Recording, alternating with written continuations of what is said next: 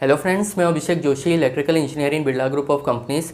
दोस्तों, आज हम लोग बात करेंगे कि इंडस्ट्रीज़ में प्रैक्टिकली पावर डिस्ट्रीब्यूशन कैसे किया जाता है। ये उन लोगों के लिए बहुत इंपॉर्टेंट टॉपिक होगा जिन्होंने रिसेंट में किसी इंडस्ट्री को ज्वाइन किया है, या जो लोग अभी फ्रेशर है या फाइनल ईयर के एजुकेशन गेन कर रहे हैं, उन सभी के लिए आज का टॉपिक बहुत इंपॉर्टेंट होने वाला है। तो दोस्तों, बिना टाइम वेस्ट के शुरू करते हैं। देखिए, सबसे पहले तो आपको ये चीज़ पता होनी चाहिए कि किसी भी इंडस्ट्रीज़ में 2-3 वोल्टेज लेवल पर काम होता है। जैसे अगर मैं अपनी इंडस्ट्री की बात करूं तो हम लोग 11 kV वोल्टेज लेवल पर भी काम करते हैं, 6.6 kV का वोल्टेज लेवल भी है, 690 वोल्ट का भी है और 415 वोल्ट की सप्लाई भी है। तो इन 4 अलग अलग वोल्टेज लेवल को डिस्ट्रीब्यूट कैसे किया जाता है, जनरेट कैसे किया जाता है, ये अभी हम लोग 1 बाय 1 देखते हैं।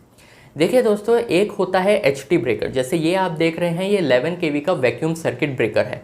अब ऐसे 10 सर्किट ब्रेकर एक साथ लगे हुए हैं, तो क्या मैं इन 10 के 10 सर्किट ब्रेकर को अलग अलग 11 kV की वोल्टेज इनकमिंग सप्लाई दूंगा? तो जवाब है नहीं। मैं एक इनकमर वोल्टेज को 11 kV का सप्लाई दूंगा और जो बाकी 10 ब्रेकर है ये इस इनकमर ब्रेकर के साथ बस बार के थ्रू कनेक्टेड है। तो जैसे कि इस ब्रेकर में देखिए लिखा हुआ है कि 11 kV सप्लाई कहाँ से आया है। तो जब ये ब्रेकर को मैं ऑन करूँगा तो बस बार के थ्रू जो बाकी 10 सर्किट ब्रेकर है, इन 10 के 10 सर्किट ब्रेकर के इनकमिंग में 11 kV वोल्टेज आ जाएगा।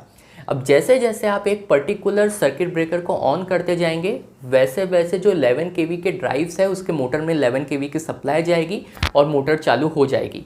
जैसे 6500 किलोवाट की जो मोटर है वो 11 kV पर रन होती है। तो 11 kV का जब आप ब्रेकर ऑन करेंगे तो सप्लाई उस मोटर में जाएगा और वो मोटर चालू हो जाएगी।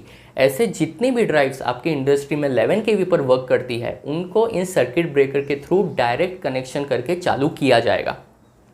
अब दोस्तों, ये जो HT ब्रेकर्स होते हैं, इसमें कुछ ट्रांसफॉर्मर ब्रेकर्स भी होते हैं जो 11 kV को 6.6 kV में कन्वर्ट करते हैं। जैसे एक सर्किट ब्रेकर मैंने आप ये जो देख रहे हैं, ये 11 kV का सर्किट ब्रेकर है। इस ब्रेकर से हम लोग 11 kV की सप्लाई देंगे ट्रांसफॉर्मर को।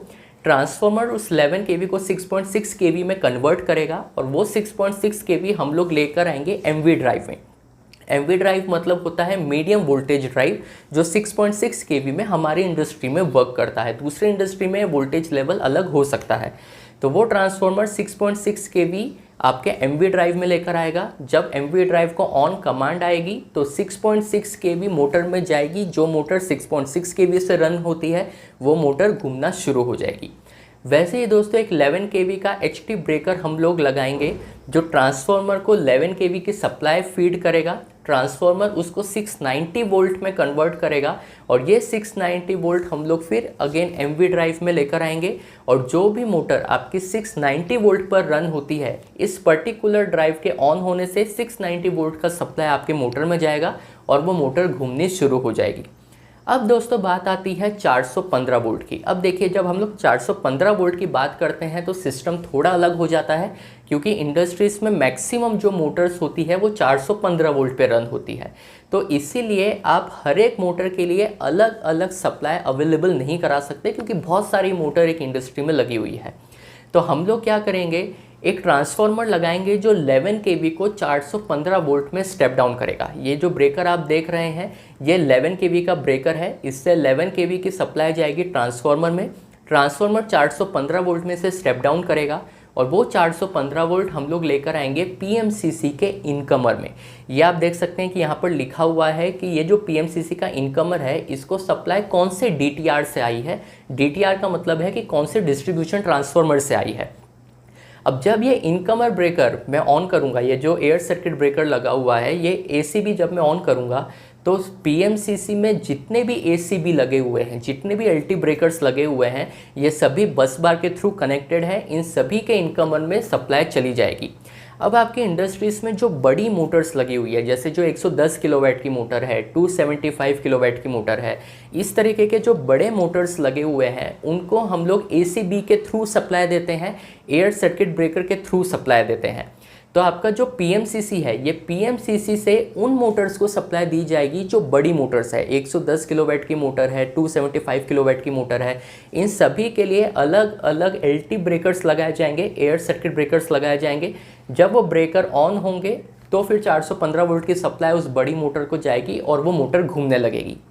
पर क्या इंडस्ट्रीज़ में सभी मोटर इतनी बड़ी होती है, 110 किलोवाट 275 किलोवाट की होती है? तो जवाब है नहीं। मैक्सिमम जो मोटर्स होती है, मेजॉरिटी जो मोटर्स होती है वो 5.5 किलोवाट, 11 किलोवाट, 10 एचपी की मोटर हो गई, इस रेंज में भी काफ़ी सारी मोटर्स होती है। तो इन मोटर्स के लिए हम लोग सेपरेट एयर सर्किट ब्रेकर तो लगा नहीं सकते।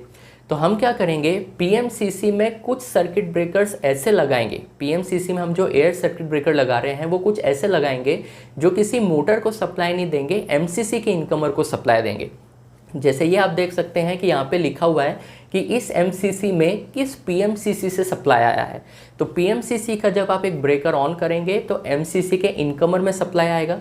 ये एमसीसी में नंबर ऑफ फीडर्स कनेक्टेड है, तो ये इनकमर और वो नंबर ऑफ फीडर्स बस बार के थ्रू आपस में कनेक्टेड है। तो जब आप एमसीसी का इनकमर ऑन करेंगे तो सभी फीडर्स के इनकमिंग में सप्लाई आ जाएगा। अब जैसे जैसे एक एक फीडर को ऑन कमांड आती जाएगी वैसे वैसे कॉन्टेक्टर पिकअप होते जाएंगे और आपके जो एलटी मोटर्स है, जो 415 वोल्ट पे नॉर्मल जो छोटी मोटरें रन हो रही है, उन सबको इंडिविजुअल कमांड जाती जाएगी। तो इस तरीके से दोस्तों पावर को इंडस्ट्रीज़ में डिस्ट्रीब्यूट किया जाता है। ट्रांसफार्मर का यूज़ करके वोल्टेज को स्टेप डाउन किया जाता है, पीएमसीसी का यूज़ किया जाता है, पीएमसीसी से एमसीसी में सप्लाई ली जाती है, ट्रांसफार्मर से पीएमसीसी में सप्लाई ली जाती है। इस तरीके से पावर को डिस्ट्रीब्यूट करके एक कंप्लीट पावर सिस्टम बनता है और इस तरीके से इलेक्ट्रिकली किसी भी इंडस्ट्री में वर्क होता है। तो दोस्तों ये पावर डिस्ट्रीब्यूशन में अगर आपको कोई डाउट रह गया हो तो आप मुझसे कमेंट बॉक्स में पूछ सकते हैं। मैं आपसे मिलता हूँ कल ऐसे एक इंटरेस्टिंग टॉपिक के साथ। तब तक अपना ध्यान रखिए। Good bye.